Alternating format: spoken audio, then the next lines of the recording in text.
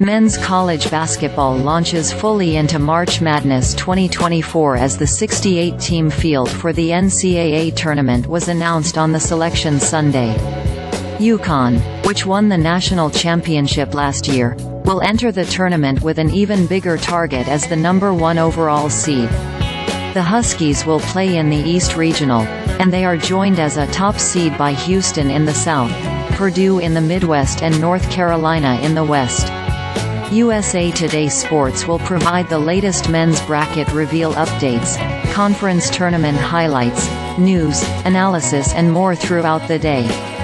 Follow along. Michigan State coach Tom Izzo leads the Spartans to a 25th consecutive appearance in the NCAA Tournament. Arizona's Caleb Love potentially is on a collision course with his former team, North Carolina.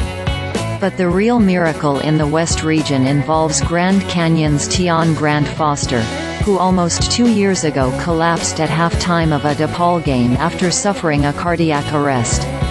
Read Josh Peters' storylines for the West region.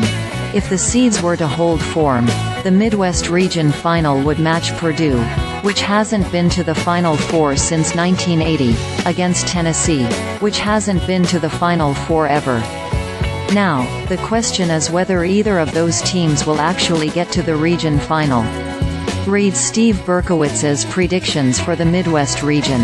UConn will try to defend its national championship coming out of the East region, where the stiffest competition should come from No. 2 Iowa State, the Big 12 tournament champion, No. 3 Illinois, the second-place team from the Big 10, and No. 4 Auburn, winners of the SEC tournament. Read Paul Myerberg's predictions for the East region. There's a whole lot of history in the South region of the NCAA men's tournament, which features 6 teams with NCAA championship banners hanging in their home arenas and a couple more with recent Final Four visits. Read Eddie Timanus's predictions for the South region.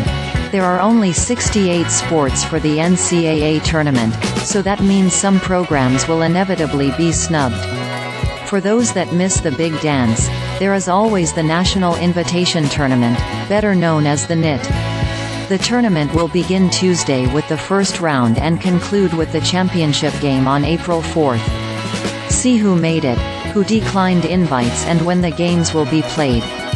Now that the field of 68 for the NCAA tournament has been announced, some teams on the outside looking in have already decided not to play in the NIT.